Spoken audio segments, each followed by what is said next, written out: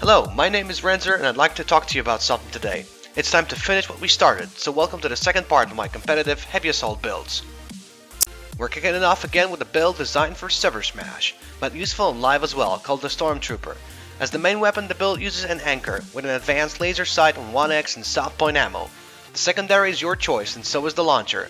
When it comes to the shield, I would pick Adrenaline, as you're going to go head on with people. Nothing breaches a room like a bag of nades, so why not take a few frags with you? Choosing Clear Vision as the implant will allow you to enter conk rooms with ease. It is a good idea to mention that there are other options for the main weapon apart from the anchor. The GD22S can be a popular choice, as it is less specialized than the anchor, and with the use of its laser sight it will be more mid-range friendly, but a bit less good at CQC. I also experimented with the Gauss S with a laser sight and soft point ammo, and found it to be a little bit more into the mid region than the GD22S.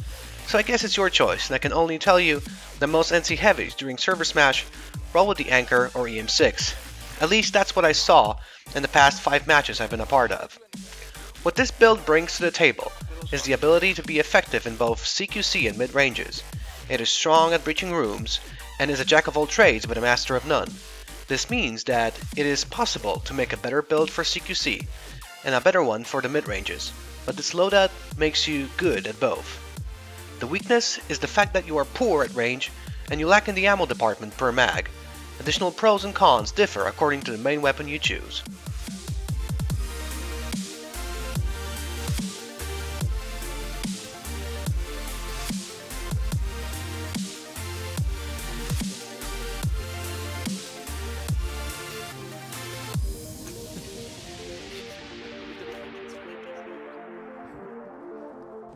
Your role is similar to the Shock Trooper loadout. You are strong and fast and you specialize in attacking a defended position by bombarding it with nades and using your hip fire while you charge into a room.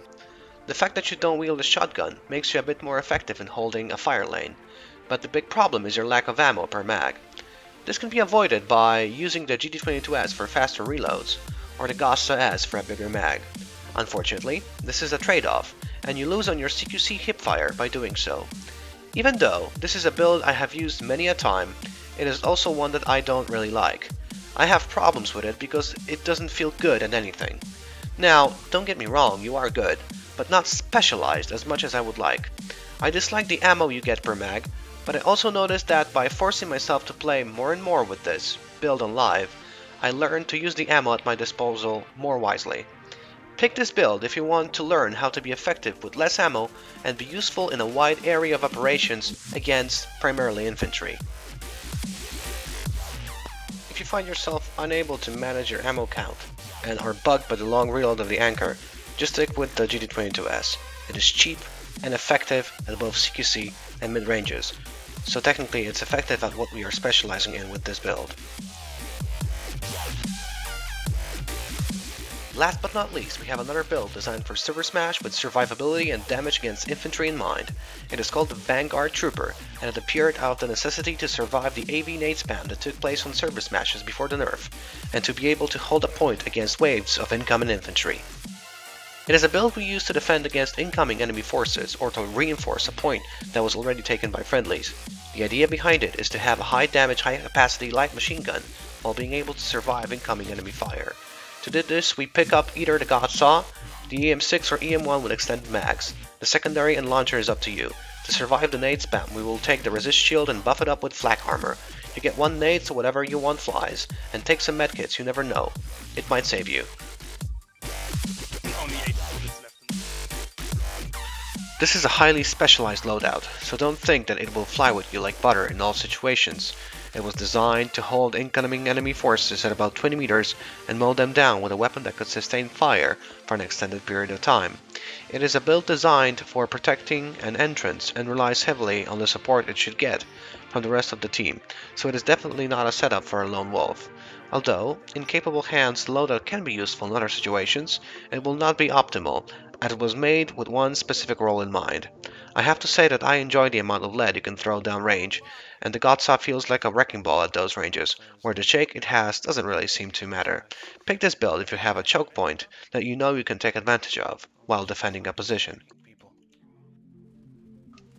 The biggest downside that this build has is its extreme specialization to engage enemies at about 20 meters. Anything closer or further might seem difficult to take out. In addition to that, you have practically no effectiveness in hipfire and must rely completely on aiming down sights, which might be a problem for some people.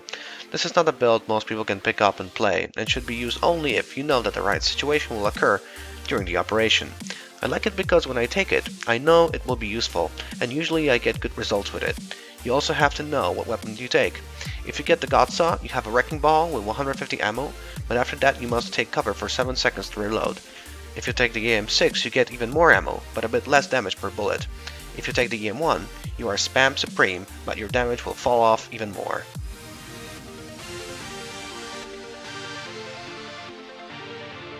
It is worth to say again that I'm not sure how effective this build will be after the AV nade nerf, but I'm guessing that the nade spam will continue with frags.